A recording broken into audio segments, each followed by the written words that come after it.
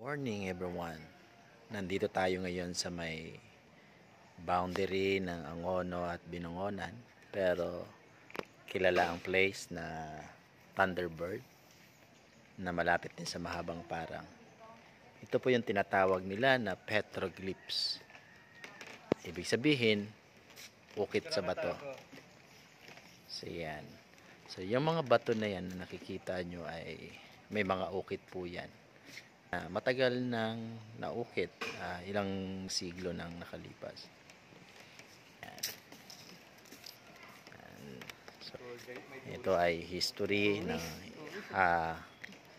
Rizal na kasama rin sa history nating bansang Pilipinas. The petroglyphs.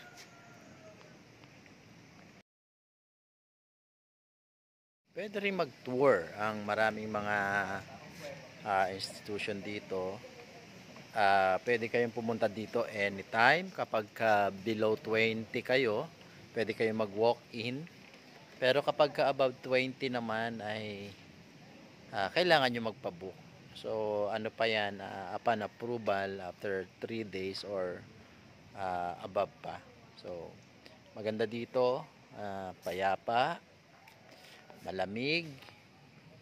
At meron din namang place, may mga tables na pwedeng pangkainan, pwedeng kumain.